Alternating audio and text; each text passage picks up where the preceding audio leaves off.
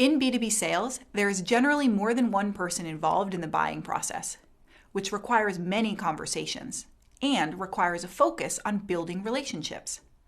Because of this, and because of the fact that we also want you to be a good person, you should treat each person with respect when you're networking with them.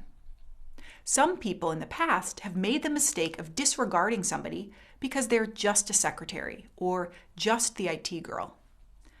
So what they've done is, instead of just having a conversation with that person, they directly ask to be connected to a more influential person at their company. This is disrespectful, and it doesn't make that other person feel good. And you never know, that IT person might directly report to the CTO that you do want to speak with. That secretary might be the executive assistant to the VP of marketing. There's zero chance of them introducing you to high-level executives if you disrespect them. Respecting somebody means paying attention to your body language and the tone of your voice, making eye contact while you're having a conversation, and of course, smiling. All of these things together let the other person know that you're paying full attention to them. Don't ever give off the feeling that there's somebody else you'd rather be talking to. Again, just like social selling, networking is not about selling. It's all about building relationships.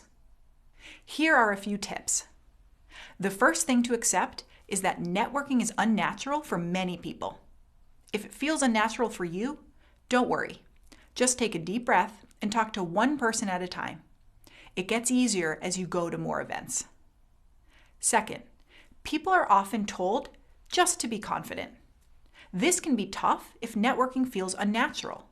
Confidence comes in how you phrase your sentences. For example, at the end of a conversation, you could say something like, "I really enjoyed talking to you. I'd love to follow up on what we talked about. I'm going to add you to LinkedIn. Does this sound okay?" In this example, you're not asking to connect.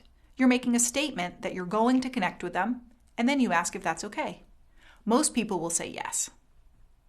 And third, you should come up with open-ended conversation starters in advance.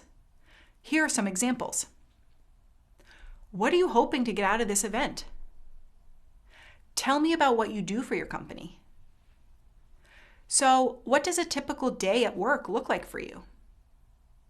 What's on the horizon for your company? What do you see yourself doing in 5 years?